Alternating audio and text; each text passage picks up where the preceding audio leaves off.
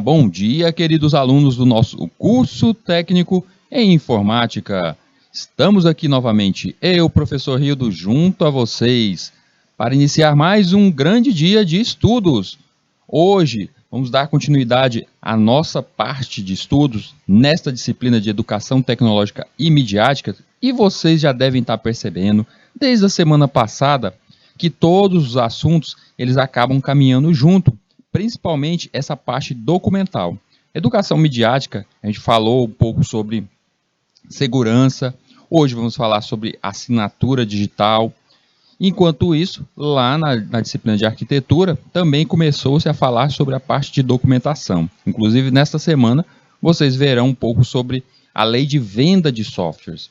Isso tudo rodeia a disciplina de lógica de programação, onde vocês estão aprendendo a criar programas, a programar, entendendo a estrutura de um programa. É até mesmo por isso que a disciplina de projetos, ela já vem preparando vocês para a escrita de uma documentação de software. É bem provável que ou vocês se tornem desenvolvedores de softwares ou cheguem a ter contato direto com essas tecnologias, direto com softwares. Seja você trabalhando em alguma empresa, necessitando fazer a compra desse tipo de produto e, ao fazer essa compra, tem que estar ali de olho na questão da documentação, daquilo que você está comprando. Questão sobre garantia, será que você entende como funciona a garantia sobre um software? A garantia sobre um produto como uma TV, como um rádio que você compra, a gente está ali explícito, tem garantia de 1 ano e vai atender caso de quebra. Mas e um software? Quais seriam as garantias? Então, tudo isso, essa semana, prestem atenção. Essa semana ela está voltada principalmente para essa parte de documentação. Na semana anterior, na disciplina de Educação Midiática, eu cheguei a começar essa parte da assinatura digital. Hoje nós vamos adentrar mais, vamos entender como a assinatura digital funciona, vamos entender realmente como é o mecanismo de segurança dentro da assinatura digital. Na aula anterior, eu cheguei a falar sobre os tipos dessa assinatura e de modo bem amplo, bem geral. Hoje nós vamos entender como essa tecnologia funciona. Nós, que somos da informática, devemos entender realmente qual é o funcionamento, como funciona internamente essa tal assinatura, como funciona o tal token, funciona o tal cartão, o smart card. A gente vai entender um pouco sobre eles e, com isso, estarmos preparados para trabalhar com esse tipo de tecnologia. Antes de dar início, vou pedir para cada um de vocês aquele nosso aviso de todos os dias, de todas as nossas aulas, que vocês estiverem aí assistindo da sala de aula, do YouTube, que faça uso dos nossos chats. Nós necessitamos que vocês mandem aí um feedback, vocês digam realmente se estão entendendo e, se caso aparecer alguma dúvida, faça uso do chat. Eu vou estar sempre de olho aqui, vou estar aguardando qualquer comentário, qualquer dúvida e ali vou estar respondendo vocês. Tudo bem? Então vamos lá, vamos dar início ao nosso tema de hoje, à nossa aula de hoje e vamos ao material de hoje. Para hoje nós temos assinatura digital. Como dito, a assinatura digital já foi falado um pouco na semana passada, mas hoje vamos entender um pouco mais sobre essa tecnologia, entender como ela realmente funciona. Então, devemos, para isso, não entender somente a assinatura, mas entender os tais certificados, pois a assinatura ela é um tipo de certificado digital. E nisso, vamos compreender qual a importância da certificação digital para garantir a segurança de ativos digitais. Olha só, gente, ativos digitais. Como é que eu garanto segurança de ativos digitais? O que seria um ativo digital? Um ativo digital seria algo como, vamos pensar o seguinte, um produto totalmente digital, como o seu software. Você lança um software, como é que você pode afirmar que aquele software ali, ele vai ter um tipo de licença, ele vai ser vendável para algum usuário, e que aquele usuário possa comprovar que comprou da sua mão tal coisa. Assim como outros documentos digitais, como, por exemplo, você faz um curso, digamos que você está tirando uma pós-graduação, uma certificação, tudo isso através do uso de tecnologias à distância. Então, como é que eu posso afirmar que você tem um certificado mesmo que você não tenha recebido esse certificado, aquele papelzinho, diploma físico? Como é que eu posso afirmar que aquilo é real? Através justamente da nossa certificação digital. E aí, nesse caso, nós temos esse tal diploma como um ativo digital. Mas vamos entender um pouco mais sobre isso hoje. O que é assinatura digital, então? Vamos relembrar. Assinatura digital é um recurso em que um usuário, um site ou uma entidade tem à disposição para comprovar a sua identidade na internet. Elas foram criadas para garantir a segurança dos negócios online, sejam eles com ou sem fins lucrativos. Então, como eu falei no nosso exemplo, se você tem um software, como é que eu posso afirmar que aquele software é real, foi feito pela tua empresa, foi feito por você? E como eu poderei afirmar que quem comprou a licença do seu software, quem comprou uma versão do seu software, é aquela pessoa mesmo, ele ganhou algo como um documento especial, mostrando que ele é o dono daquilo. E aí a gente pode engrandecer esse conceito e ir para outros âmbitos, como por exemplo, você ao entrar em uma loja virtual, um bazar virtual, e você efetivar compra, coloca ali seu cartãozinho, coloca seus dados. Quando você está fazendo aquilo dali, se o site, se o local onde você está a acessar e comprar tais itens, utilizar a tecnologia da assinatura digital, transforma essa transação de uma forma muito mais segura. Eu fazer uma compra, por exemplo, entrei num site e comprei um celular. Tem um nível de segurança? Com certeza. Se por acaso eu perder, eu vou perder mais ou menos o valor da minha compra. Se eu por acaso participei, eu entrei, caí num golpe, eu vou perder o valor daquela minha compra. Mas imagine o seguinte, você vai entrar em um mundo das moedas digitais. Lá vai você conhecer o tal do Bitcoin. Você conheceu essa moedinha virtual, essa moedinha digital e pensou, vou investir meu dinheiro no Bitcoin. Se bem que nos últimos tempos o Bitcoin anda dando uma dor de cabeça para quem está participando desse tipo de mercado, né? Mas você decide, tem esta moeda aqui, porque existem diversas. Bitcoin é só uma delas. Foi a primeira a ser criada. E aí você decide que vai comprar, vai investir seu dinheiro nesta moedinha. Essa moeda não existe, não é real, gente. Ela não é real, ela não tá. Você não pode pegar e colocar ela dentro do seu bolso. Você não pode guardar dentro de uma gaveta. Então como é que eu posso afirmar que eu tenho tal moeda? Você só pode afirmar se você tiver na compra a sua carteira digital com assinatura digital. A gente vai voltar um pouco mais nesse conceito da moeda digital, a tal carteira digital, para a gente entender um pouco mais do uso da assinatura. Vamos falar um pouco mais da assinatura e eu retorno a falar um pouco mais sobre essa carteira, a compra dessas tais moedas. Então, a assinatura digital, dessa forma, o emissor, quem assinou o documento, está comprovando, através da assinatura digital, que ele é mesmo quem diz ser. E há uma série de recursos que podem ser checados para garantir a autenticidade do objeto assinado. Então, quando você tem ali um documento, digamos que você vai assinar, vocês já perceberam, não sei se vocês já viram isso, mas hoje em dia, um dos documentos mais utilizados por todos os cidadãos brasileiros, que é a carteira de trabalho, ela está se transformando, ela passou a ser a carteira digital, ela é eletrônica. Aquela carteira física, você pode ir lá no emissor, tirar, ter uma carteirinha, mas você vai perceber que existe hoje em dia a carteira digital. E na carteira digital ela vai ter todos os dados da sua carteira física.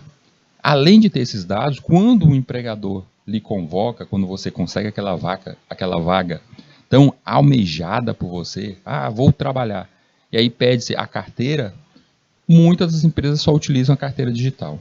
Muito mais prático, sem papelada, é muito mais fácil de ter isso. E quando você, através do acesso direto ao site, ao aplicativo da carteira digital, entrega isso para o empregador, você nem percebe, mas se vocês deem uma olhadinha nisso, se vocês tiverem aí instalado no seu celular ou carteira digital, ou já tiver a sua carteira digital criada através do site, dá uma olhadinha quando você emitir, lá embaixo vai aparecer uns numerozinhos, vai aparecer vários números e letras ali em conjuntos. Esses números, essas letrinhas que aparecem lá embaixo, na última linha, ali é sua assinatura digital para a carteira. Então, um documento, quando você se cadastra, ele cria uma assinatura digital comprovando que aquele documento pertence a você. E é por isso que, quando você entrega para o seu empregador a sua carteira digital, ele já sabe como fazer a ligação. Quando ele preenche ali os dados, quando ele vai ao site para preencher que ele vai ter esse novo empregado, está ali o seu número, a sua conexão real dessa carteira de trabalho digital com a física. Então, nesse caso, essa assinatura, quem emitiu a assinatura, vai lá e pode assinar aquele documento. É o que acontece com essa carteira. Isso vale tanto para documentos quanto para sites que também precisam de certificados digitais legítimos para que sejam considerados seguros, seja pelo Google ou outros motores. Aí é que é o grande problema para nós, gente, para nós aqui da informática. Quando se fala de eu preciso ter uma carteira de trabalho digital, e aí você sabe que ela tem assinatura. Quando você efetua uma compra por um site, e lá embaixo, você nem percebe, na nota fiscal aparece um emaranhado de números, que a gente já sabe que é nada mais do que uma string. Esse emaranhado de números, ele é a assinatura digital daquele documento, o comprovante que aquela transação é algo real, não é uma fraude. Então a gente entende isso, mas para nós aqui, a gente tem que entender que todo site, ele tem que ter uma segurança adicional. E aí existe os tais dos certificados digitais. Dentro do Google, ele busca justamente quando você acessa. Isso eu falo do Google porque é o maior buscador que temos, mas existem diversos outros. Sabemos que existem buscadores direto da Amazon, o Bing, da Microsoft, Yahoo até hoje ainda funciona. Então existem diversos outros. O maior buscador é o Google, por isso que a gente sempre aponta para o Google. E quando um site ele é integrado à busca de um desses nossos sites, como o Google, buscador Google, ele passa justamente por como se fosse um scan atrás de vírus, através de fraudes. E o primeiro item que é buscado em um site é justamente se ele tem o tal certificado, gente. Certificado. Se ele tiver o tal do certificado, o certificado digital aprovado ali pelo o Google ou aquele buscador, então ele vai ficar num bom resultado. Talvez vocês já tenham feito alguma busca na internet, buscou um site e tal, e aí naquela busca apareceu alguns resultados que tinha do lado dele um nomezinho vermelho, uma setazinha vermelha, algo dizendo que esse site não estava aprovado pela busca do Google. Você poderia entrar, mas ele não estava aprovado. E aí tem alguns sites, principalmente a gente vê isso acontecendo com alguns sites até do governo, que é justamente a falta desse certificado. Quando você entra naquele site, ele te leva a uma página, como se fosse uma página de erro, dizendo assim, com o seguinte dito, dizendo assim, que aquele site não passou pelos requisitos de segurança, e aí por esse motivo foi barrado. Aí ele pergunta se você quer entrar assim mesmo, por sua conta e risco. Aí você afirma que quer, olha, isso aí é um site que é do governo, é um site do governo do estado, ou secretaria, é de algo relacionado ao Brasil, ao governo do Brasil, eu vou entrar. E aí quando você entra já cheio de medo porque apareceu esse aviso, vê que tudo funciona. Qual foi o real erro ali existente? É a falta que os desenvolvedores de colocarem os certificados atuais. Existem diversos certificados, isso dependendo do tipo de linguagem que você utiliza, o tipo de programação que você está criando naquele site. Sites como sites de venda, sites como sites educacionais, todos eles acabam abrangendo um nível de certificado digital. Esses certificados digitais, eles são pagos? Não, não são pagos. Tá? Mas eles exigem que o desenvolvedor entenda justamente dessa questão da certificação, cadastre aquela empresa ou o dono do site, aquele site em si, e após fazer tal cadastro, ele recebe aquela certificação para que haja uma comparação ali, justamente uma comparação se aquele site é seguro ou não. Então é um ponto que a gente vai ver no futuro. Quando a gente chegar, a gente estiver aprendendo aqui a programar a linguagem para web, ou seja, quando a gente começar a criar algum site aqui nesse nosso curso, vocês vão perceber que, criei o site, ele funciona. Posso colocar ele no ar? Pode colocar ele no ar. Quando você colocar ele no ar, depois que ele estiver lá, chegou o momento de você estar trabalhando na segurança dele. E um dos pontos principais para sites, independente do tipo do site, é o certificado digital. Então, o certificado digital para nós, ele é algo que ele dá segurança para os usuários entrarem naquele site. É uma demonstrativa de que, olha, o meu site ele é certificado, ele tem certificado de segurança, porque os grandes buscadores, eu dei abertura para esses certificadores olharem toda a minha codificação, perceberem que não existe vírus, não existe fraude, eu não estou fazendo phishing, que é puxando os dados das pessoas, eu estou utilizando de boa forma o meu site aqui. Então, ao fazer isso, ao fazer essa busca desse jeito, esse meu buscador foi lá e fez isso, é algo como um nível a mais de segurança para os meus clientes. Então, futuramente, a gente vai entender isso a fundo, mas eu quero que vocês já entendam que certificado digital é um tipo de assinatura digital para os nossos sites. E esse certificado digital também vai para outros âmbitos, como no caso, os softwares também necessitam ter ali o seu próprio certificado. A gente vai entender isso futuramente, até quando a gente já tiver a criar os nossos softwares, preparando ele para a entrega final. Como, por exemplo, um aplicativo que você cria e quer colocar lá na Play Store. A gente acha que é simplesmente criar um aplicativo, chego lá na Play Store, entrego, faço o meu credenciamento, que custa $25, vou lá, faço meu credenciamento, coloco meu aplicativo e pronto, vida que segue, eu começo a ganhar dinheiro. Não é assim, não. Existe toda uma papelada, vamos chamar assim, uma papelada para o seu aplicativo funcionar. E essa papelada virtual aqui no nosso caso é justamente a inclusão de tais certificados, até mesmo dentro de aplicativos.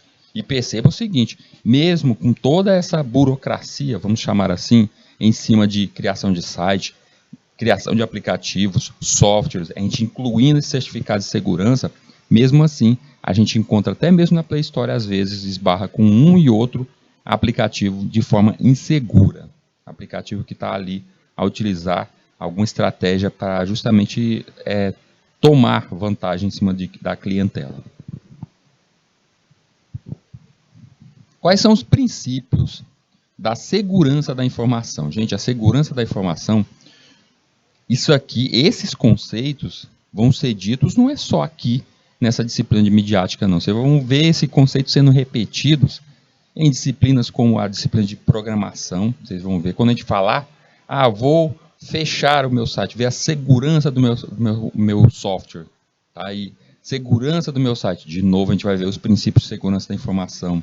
Segurança da informação é algo que não abrange somente uma aula, não é algo como só um simples conceito. Pra vocês terem uma ideia, se você pensar futuramente, eu entrei no mundo da computação, entrei no mundo da informática e quero me desenvolver quanto a isso. E aí você pode fazer diversos cursos, diversas especializações, mestrados, doutorados, você pode seguir esse rumo. E um deles, uma dessas áreas é justamente a parte da segurança. É uma área que ela tem muita vaga, digamos assim, é muito rica, e porque você necessita, eu digo que nós da informática, a gente tem que sempre estar lendo, sempre tem que estar buscando informação, para a gente estar atualizado, porque todo dia o mundo muda, mas para a segurança da informação, a pessoa tem que ser um nível a mais, porque ele tem que estar um passo à frente daquele que quer tentar invadir sistemas. Bora ver esses nossos princípios da segurança da informação. O primeiro deles é a confidencialidade, que é o princípio onde ele é chamado também de o princípio da privacidade. É a propriedade de um sistema que tem o objetivo de limitar o acesso de pessoas não autorizadas à informação. Ou seja, ele apenas permite que dados e informações sejam revelados apenas àqueles legitimamente autorizados pela propriedade de tais informações. Esses legitimados podem ser usuários, processos, sistemas, máquinas, entre outros. De forma simples, gente, para a gente entender esse primeiro princípio, de privacidade ou confidencialidade, ele é justamente aquele momento. Vamos pensar no seu site. Você criou um site.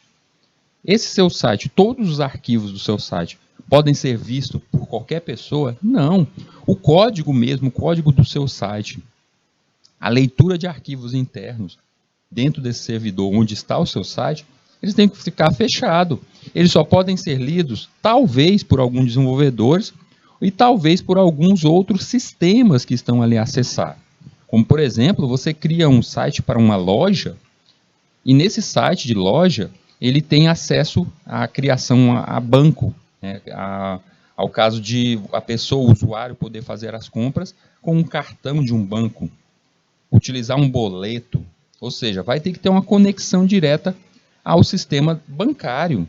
Se vai ter que ter essa conexão, então essa parte da conexão tem que estar acessível aos sistemas do banco. Então você, desenvolvedor, faz essa conexão. Mas eu pergunto, essa conexão, isso tudo tem que estar aberto para qualquer um. Imagina se qualquer pessoa consiga ver as suas informações. Você foi lá e cadastrou um cartão de crédito. Qualquer um que entrasse no site, deixa eu ver aqui o cartão cadastrado. Ele não pode ter acesso a essa tabela com esses dados. Então, esse caso aí é justamente a privacidade, é fechado. E isso vai a outros níveis. Vamos pensar, no caso, eu estou apontando aqui para cartões, eu estou apontando para algo financeiro, mas vamos pensar na rede social. Lá no Instagram, por exemplo. Você pode colocar o seu perfil ou até algumas fotos, algumas falas suas, como privado. É justamente o princípio da privacidade. E eu coloco desse jeito, eu não quero que todo mundo veja, eu quero só quem faça parte da minha rede, quem está me seguindo, quem é justamente um afiliado meu, que consiga ver tais fotos, que consigam ver minhas falas. Quem é do público, em geral, não vai conseguir ver essas fotos, só quem me segue. Então, nesse caso aí, é um dos princípios aí, uma das formas básicas aí, que é a privacidade. Integridade. Ela é a propriedade que garante que, durante a transferência da informação, ela não seja violada ou corrompida, mantendo a sua fidedignidade e correção, ou seja, ela garante que todas as características da mensagem original sejam mantidas durante qualquer operação, entre a sua origem e destino. Desse modo, a garantia de que os dados não sejam indevidamente alterados. Gente, então aqui essa integridade é a entrega daquele produto, a entrega daquela informação, a ligação de um ponto a outro quanto àquilo. Vamos pensar da seguinte forma. Qualquer um de vocês aí, mandou uma mensagem aqui para o professor Rildo, pelo WhatsApp. Você mandou a mensagem pelo WhatsApp ou SMS, ou utilizou, vamos ficar no exemplo do WhatsApp. Você mandou uma mensagem para o WhatsApp. Você mandou uma mensagem direta, você não utilizou nenhum grupo. Eu pergunto, outras pessoas, sem acessar, sem abrir, olhar o teu celular e sem olhar o meu celular, eles podem ler o que a gente conversou? Eles podem ver a nossa mensagem, a nossa conversa? Ninguém deve olhar isso. Toda essa mensagem, ela tem que passar por algum processo de proteção. Não pode ser violada. É tão incrível isso é tão necessário, que algumas vezes vocês já devem ter visto, assistindo aí o jornalzinho, que eu sempre falo para vocês, assistam jornais. Vocês veem algo como o sigilo das mensagens de tal pessoa, de tal político, foi quebrada. A Polícia Federal pediu, através do Ministério Público, a quebra do sigilo. Vocês já devem ter ouvido essa frase diversas vezes. E aí essa quebra do sigilo é justamente isso, porque este programa que eu estou falando, no caso o WhatsApp, ele tem que ter a sua integridade ali. Imagine se tudo que é mensagem que você envia para alguém, seja por e-mail, pudesse ser ali capturada no meio do caminho e aberta. Não pode ser assim. Então a integridade é trabalhada justamente quanto a isso. Disponibilidade. O princípio da disponibilidade está relacionado à garantia de que a informação esteja sempre disponível e acessível, quando requerida, ou seja, permite que os usuários autorizados tenham acesso às informações de seus interesses sempre que necessário para o seu uso legítimo. Esse último ponto, a disponibilidade, ela não depende necessariamente de regras de uma empresa, regras da lei, algo como um âmbito maior, mas sim está extremamente ligada a nós, desenvolvedores. Porque essa disponibilidade, quando a gente pensa, a disponibilidade é você deixar acessível aquele item pelo aquele usuário quando ele bem necessitar, a qualquer instante. Como, por exemplo, tem algo como uma rede social. Vamos voltar para a rede social, Instagram. Você agora, exatamente aqui, 7 da manhã, você está ali, abre o seu Instagram e quer ver as suas fotinhas. 7 horas da manhã, quer ver as suas fotos. Aí chega em casa, tal, passa o dia todo, meia-noite, antes de dormir, você vai, abre ali o Instagram para dar uma olhada nas suas fotinhas. Ou seja, a qualquer tempo que você quiser, você pode ir lá e procurar seus arquivos. Você pode ver aqueles arquivos. Isso quer dizer que essa plataforma, o Instagram, ele está te deixando disponível, ele está dando essa disponibilidade quanto às suas informações, seus arquivos vão estar ali autorizados ali a todo tempo, todo instante. E por que eu digo que isso está extremamente ligado a nós, desenvolvedores? Porque é aqui, quando você decide que vai criar um site, quando você decide que vai colocar informação em um software, vai colocar esse item, essas informações em algum lugar, essas regras para colocar isso depende de nós, como a escolha do servidor. Eu vou escolher um servidor mais baratinho. Ou seja, quando você vai comprar espaço em um computador, nessa grande nuvem, e colocar ali os teus arquivos, essa decisão de, eu comprei ali um servidor mais baratinho, ele garante estar no ar pelo menos 90% do tempo. Ou seja, 10% do tempo pode ser que aquele site, o seu site, esteja fora do ar. Vamos pensar que esse 10% do tempo seja, a gente apontar isso para um dia. 10% de um dia, ele estaria ali por volta de 2 horas e meia. Ou seja, durante 2 horas e meia, todo dia, durante uma média de 2 horas e meia, o seu site vai estar fora do ar. E o pior de tudo, não é todo dia a mesma hora, ou seja, é variado. Isso demonstra que o seu site, quem te segue, os usuários dessa tua plataforma, eles não vão ter essa disponibilidade a todo tempo. E isso pode fazer você ter grandes perdas. Imagine que o seu caso é uma loja virtual. Se você não pode garantir que a sua loja vai estar sempre disponível com as portas abertas ali para o seu cliente, então, nesse caso, você está fadado a ir em rumo ao fracasso. Então, é um ponto aqui que a gente tem que sempre estar de olho, essa questão sobre a disponibilidade. Se você vai deixar esse teu software, esse teu desenvolvimento, esse teu arquivo de forma acessível a todos. E tem outros dois princípios aqui, que é o da legalidade e da autenticidade. Os 3 principais a gente viu. Legalidade, garantia de que a informação foi produzida em conformidade à lei. Esses 2 últimos a gente percebe que ele está ligado justamente à questão do certificado digital e da assinatura digital. Então ele diz aqui que tem que estar, o que você criar tem que estar conforme a lei.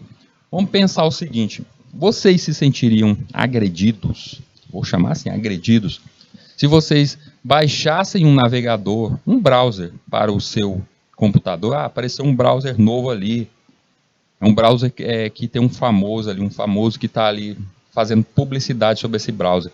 E aí, eu baixei, eu não quero utilizar mais o Chrome, não quero utilizar o Mozilla, vou utilizar esse browser novo ali.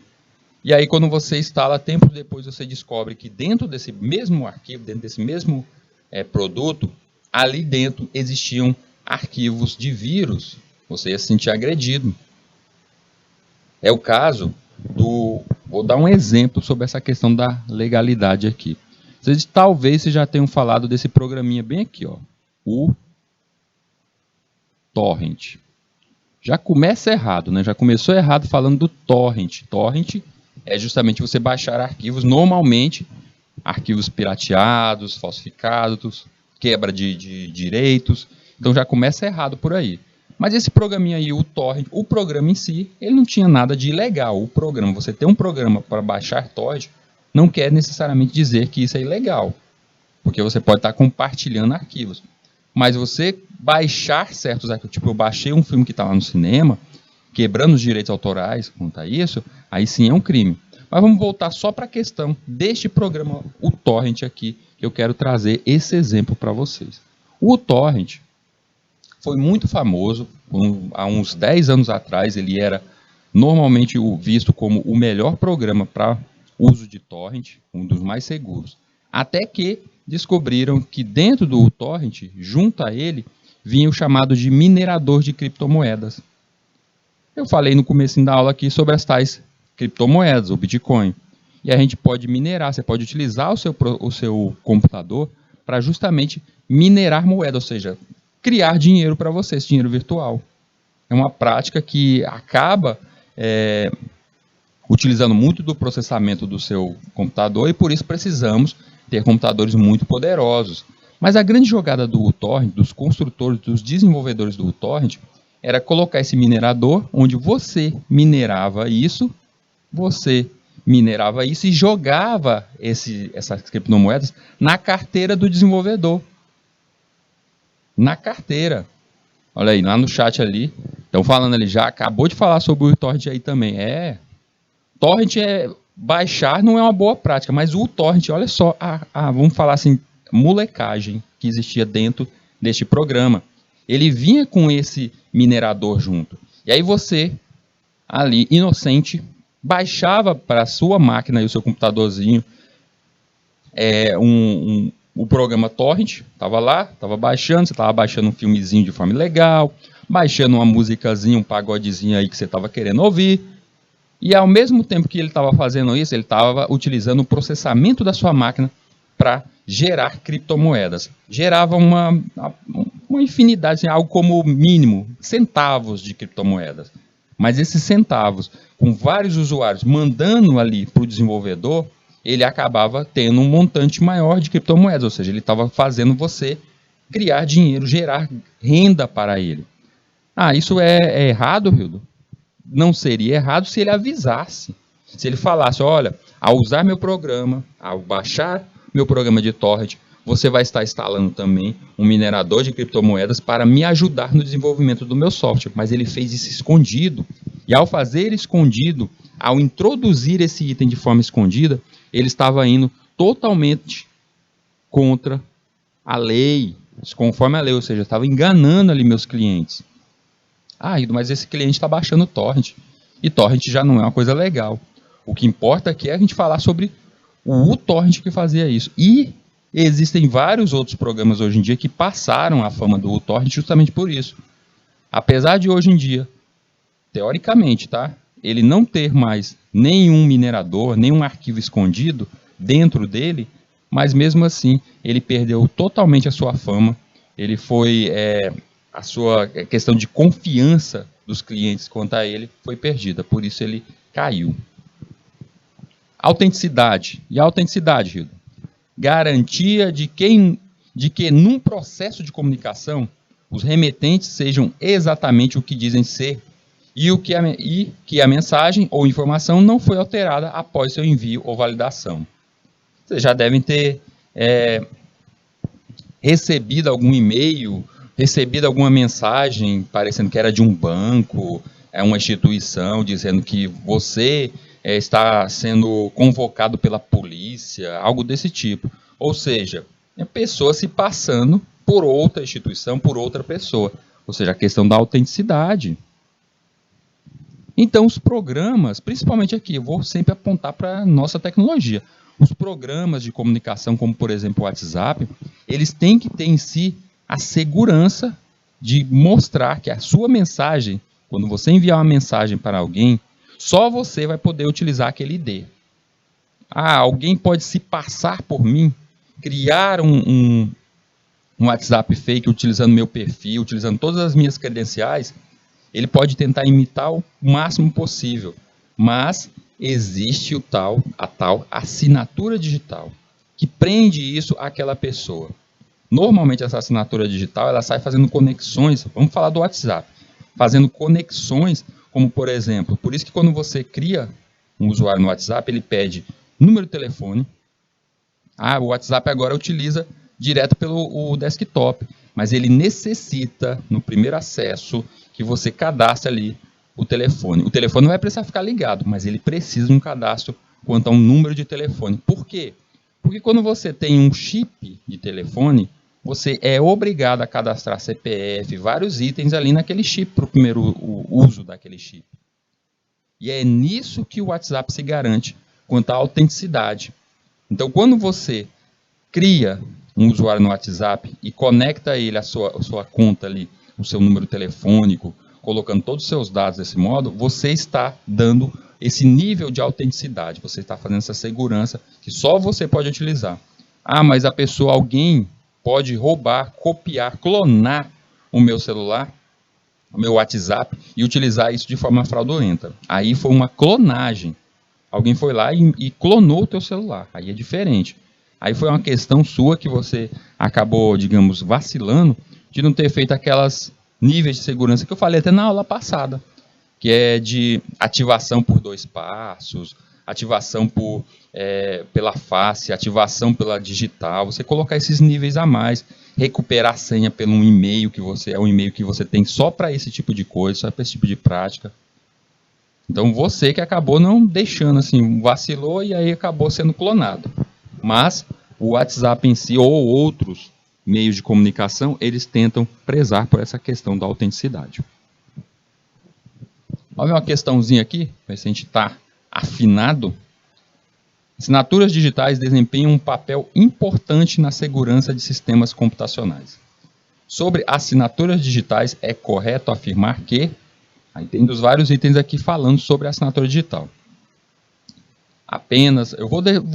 Quero que vocês aí que estão aí assistindo, vou tentar aqui mostrar cada uma dessas alternativas, mas vocês aí, por via de prática, vão tentando aí, manda no chat aí, quem já acha que é uma letrinha ou outra, pode ir mandando aí. Então aqui está falando do papel da assinatura digital. Eu já expliquei um pouco sobre a assinatura digital, qual é o seu papel, a sua importância, principalmente na segurança de sistemas computacionais. Principalmente nisso. A gente vê aqui que eu quero, dentre as várias alternativas, as 4 alternativas, eu quero aquela que seja correta. Letra A, apenas a autenticidade de uma informação. Letra B, apenas a integridade de uma informação. Quero que vocês percebam que ele está dando aqui, ó, autenticidade, integridade. Ele está dando justamente aqueles princípios básicos. Letra C, integridade, autenticidade de uma informação, mas não seu sigilo. Ou seja, está falando ali não a privacidade. Integridade, autenticidade, sigilo da informação. Aí ficou molezinha, né, gente? Ficou molezinha de saber qual delas aqui seria justamente a questão. Vamos entender o seguinte: a assinatura digital, ela acaba comprovando integridade e autenticidade, mas não a questão do sigilo. Por que, Rildo? Peraí, mas você falou que eram os três princípios básicos. E lembre que eu falei o seguinte: a privacidade, o sigilo, ela está extremamente ligado à questão nossa de desenvolvedores, porque ela se remete à parte da criptografia.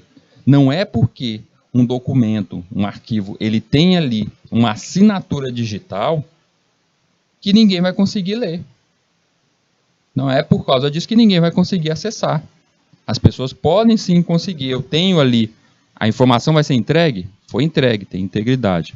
Eu consigo comprovar que essa informação foi mandada do Rildo para a Maria? Sim, consigo. Mas eu consigo fechar, através da assinatura digital, eu consigo fechar isso, dar um sigilo? Não, você não consegue dar esse sigilo. E agora é incorreta, né? Sobre as assinaturas digitais, é incorreto afirmar que A assinatura digital é criptografada. Olha, eu já comecei a falar sobre criptografia. Vou explicar ela passo a passo para vocês hoje. Assinatura digital também é chamada de assinatura eletrônica. Perfeito. Uma propriedade das assinaturas digitais é a autenticidade. Vamos lembrar sempre essas propriedades, gente. As propriedades principais que a gente encontra sobre assinaturas digitais, ou melhor, sobre a segurança da informação, isso vai ser rebuscado várias vezes em várias disciplinas nesse curso. Então, uma propriedade das assinaturas digitais é a autenticidade, ou seja, o receptor deve poder confirmar que a assinatura foi feita pelo emissor. Também perfeita ela, e a gente está atrás da incorreta. Uma propriedade das assinaturas digitais é a integridade. Aí a gente sabe também que integridade, ela não se perder, ser entregue de forma concreta. Ou seja, qualquer alteração na mensagem faz com que a assinatura não corresponda mais ao documento. Exatamente, tem que ser a mesma. E é por este motivo que a gente vê que a assinatura digital é chamada de assinatura eletrônica. Aí não, gente. Aí não. Assinatura eletrônica a gente percebe que é outra coisa. Eu vou falar um pouco mais da diferença hoje da assinatura digital para a assinatura eletrônica. Mas a assinatura eletrônica, ela só é uma assinatura que não tem em si os princípios, as propriedades sobre a segurança da informação. Já a assinatura digital, ela zela por esses princípios. Ela zela pelos princípios da segurança da informação. Então vamos buscar um pouquinho agora, falar um pouco sobre a tal da criptografia, como é que ela consegue proteger. Se a assinatura digital é diferente da assinatura eletrônica, que não preza principalmente pela questão da integridade, pela questão de afirmar que aquilo é meu mesmo, então como ela faz isso? Como a assinatura digital faz isso? A gente vai entender um pouco sobre isso agora. Para assinar digitalmente um documento, é necessário que o documento primeiramente esteja já digitalizado e esteja de posse da chave pública.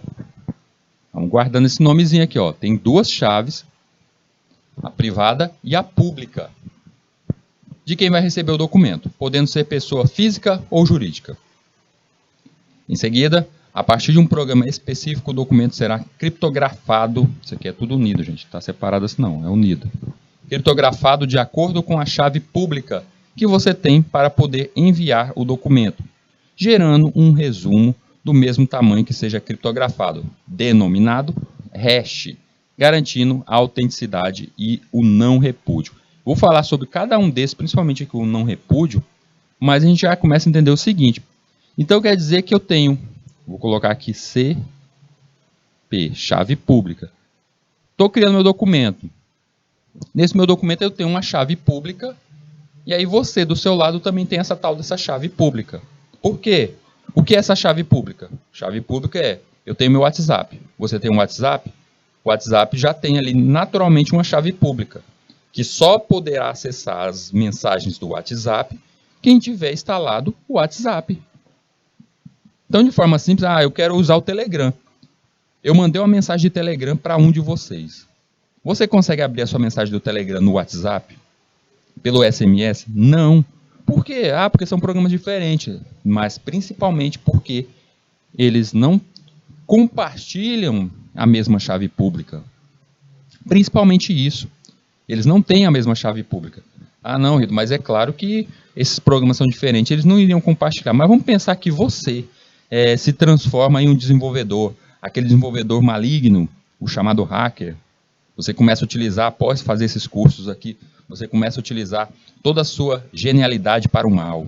E aí decide que vai fazer um programa que vai pegar as informações do WhatsApp, porque as informações do WhatsApp utilizam a internet, ou seja, elas percorrem a internet.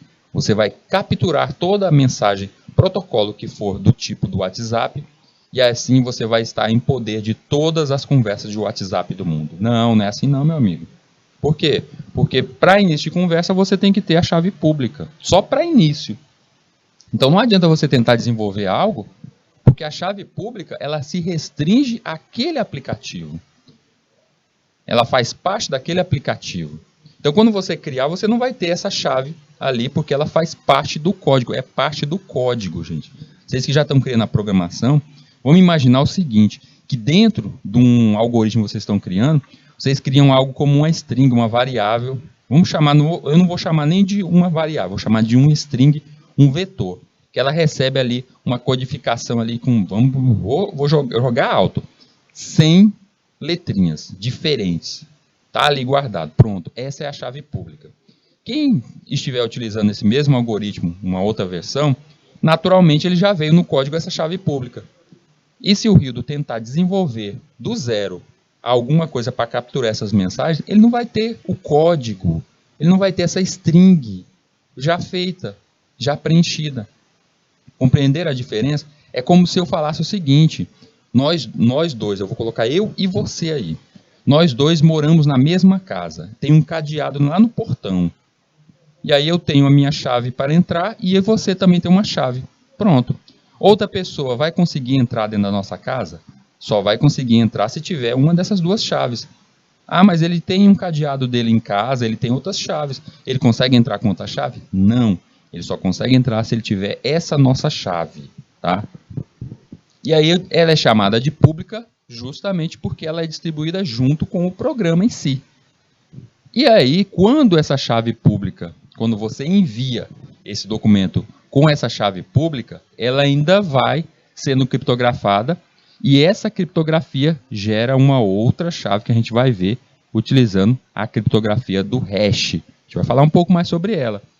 Ah, então não é só uma chave? Não, vai ter esse tal desse hash aí também para complicar a situação, para não deixar esse tal desse hacker aí pegar os nossos dados, para aumentar a dificuldade. Quando a mensagem chegar ao destinatário, o receptor deverá utilizar sua chave privada para decodificar, decriptografar o documento, gerando um novo resumo a partir da mensagem que está armazenada. Em seguida, comparar a assinatura digital. Caso o documento tenha sido alterado, a chave privada não vai conseguir decodificar o arquivo, pois, consequentemente, a assinatura é corrompida, não reconhecendo o documento, ou seja, se o hash original for igual ao hash gerado na recepção do documento, a mensagem está íntegra. Então, gente, vamos pensar o seguinte, eu tenho aqui, eu vou colocar aqui, ó, dois computadorzinhos. Vamos imaginar que isso aí é 2 computadores, tá, gente? Quando você, em cada um desses computadores tem ali um mensageiro, como no caso o WhatsApp. Quando nós dois nos conectamos, eu te coloco, adiciono você na minha rede. Vocês já perceberam que no WhatsApp, eu quero mandar uma mensagem aqui para a pessoa, mas ela não faz parte da minha lista. Vocês já viram a dificuldade que isso é?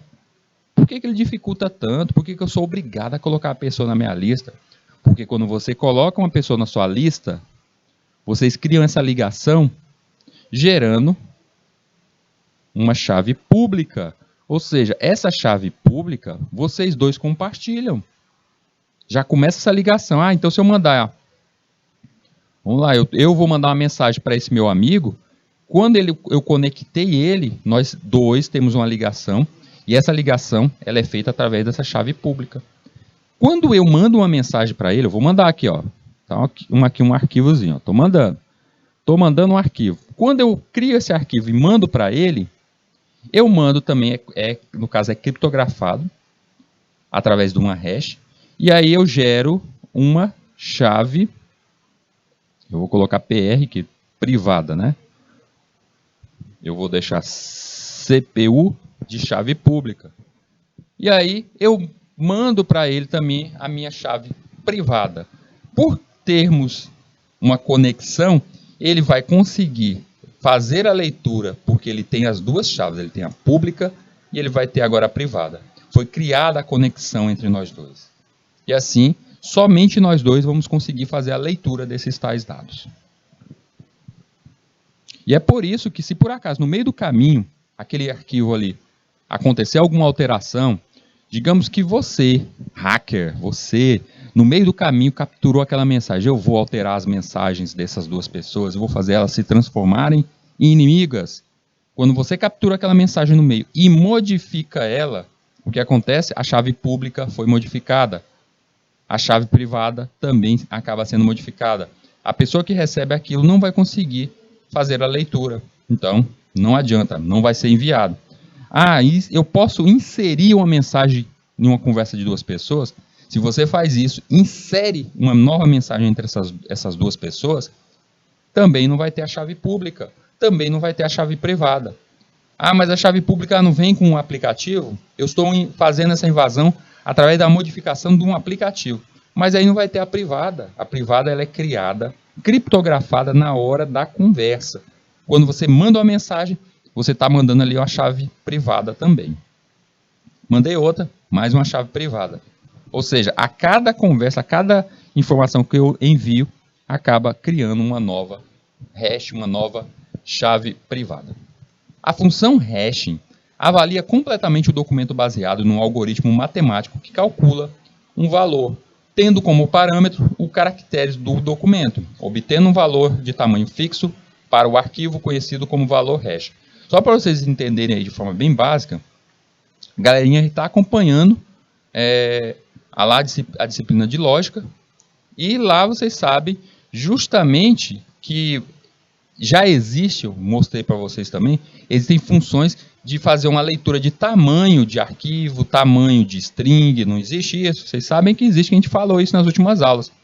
Tá, então imagina só que eu faço uma leitura, você faz um algoritmo que faz uma leitura dessa string, mostrando o tamanho dela, quais são os itens que estão ali dentro dela. E quando você envia para outra pessoa a sua mensagem, vai ter justamente dizendo algo como, vou colocar aqui, ó, vou colocar uma string bem pequenininha, um vetorzinho bem pequenininho. Palavra casa. Nosso ouvido gosta só desse exemplo aí. Nesse exemplo me diz o quê? Tamanho 4, e na posição, em cada uma dessas posições aqui, ó, nossos índices, em cada um desses índices, no índice 0 tem que ter a letrinha C. Se nessa comparação não tiver isso, na leitura do outro lado, que é justamente o que a chave privada vai estar esperando, se não tiver isso, não adianta, não passa. Ele vai estar demonstrando que está errado. Com o uso complexo de um algoritmo matemático, é muito difícil desvendar a chave privada através da chave pública, garantindo a segurança e a credibilidade desse processo. Quais chaves criptográficas? Vamos falar um pouco sobre... Existe só uma? Essa chave privada, chave pública, a só são de um tipo? Vamos entender um pouco mais sobre elas. A criptografia é uma tecnologia essencial para garantir as funções da segurança, desde que usando chaves secretas de tamanho adequado. Isso não se trata da criptografia convencional, a tal simétrica, que usa uma chave secreta compartilhada pelos dois lados. Eu vou explicar ela ainda mais para vocês, gente, pois ela tem vários inconvenientes.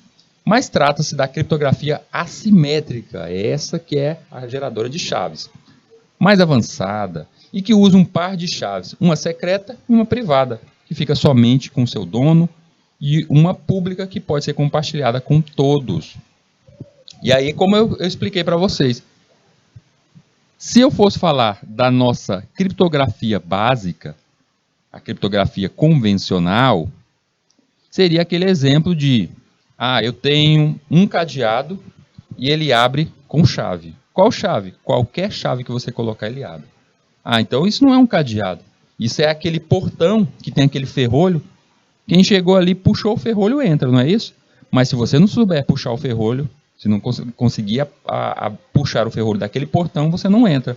Então, o ferrolho, aquela fechadura, ela é justamente uma chave pública. Basta que as pessoas saibam como abrir aquela porta, ou seja, puxar o ferrolho, ele vai conseguir entrar. Mas e a chave do tipo privada? Ela é justamente aquela chave do cadeado. Só quem tem a chave do cadeado vai conseguir abrir aquilo dali. Então aí ela tem um nível a mais de segurança. Por quê? Porque ela é assimétrica, ela não é igual a todas as outras chaves que tem no mundo. Já abrir um ferrolho é só puxar. Abrir uma porta é só puxar a maçaneta. Só isso. Rodar a maçaneta, só isso aí. Então, no caso, elas são simétricas. Assimétricas, elas são únicas. Elas acabam sendo únicas. Bora ver aqui a parte dessa chave pública, como é o funcionamento dela. Eu tenho ali uma mensagem, eu tenho um emissor e tenho um receptor. O que for encriptado com a chave pública só pode ser aberto com a chave privada. Vamos ver como isso acontece. A mensagem ela acaba sendo enviada, ela passa por uma criptografia e nessa criptografia ela utiliza a chave pública para encriptar através da chave pública. Ou seja, se você envia uma mensagem, ela já usa a chave natural daquele aplicativo. Por exemplo, o WhatsApp. Se você envia uma mensagem pelo WhatsApp, a mensagem naturalmente já vai pegar essa chave pública. Naturalmente ela já pega essa chave pública e coloca em sua criptografia. Já é algo natural. É como o exemplo que eu falei do portão. Utiliza-se a tecnologia, a chave pública dele, no caso é a fechadura, é o ferrolho do portão. Então é a chave pública dela. Só que, quando se utiliza a tecnologia de chave privada, você, do outro lado, o receptor, ele tem que ter acesso à chave pública, ou seja, ele tem que estar utilizando o mesmo software e ele tem que ter em si a tal da chave privada. A chave privada é a chave única daquele cliente. Como no caso do WhatsApp. Eu e você termos o WhatsApp faz com que nós dois tenhamos chaves públicas. Eu te colocar na minha rede de amigos, você faz parte da minha rede de amigos, você está na minha lista de contatos. Quando fazemos isso, nós dois nessa conexão, geramos a chave privada. Então, resumindo, chave pública, nós dois instalamos o aplicativo WhatsApp, nós temos chave pública. Eu mandei uma mensagem para você, eu te coloquei na minha rede social, eu te incluí nos meus contatos, você faz parte da minha lista de amigos. Se você faz parte da minha lista de amigos, resultado, você, ao fazer esse contato, criamos uma chave privada. Assim, toda vez que nós dois enviarmos mensagem um para o outro, a gente vai estar junto à criptografia, utilizando a pública e a privada. Tudo bem? Pessoal, vamos para aquele nosso intervalo de 3 minutinhos e a gente já retorna.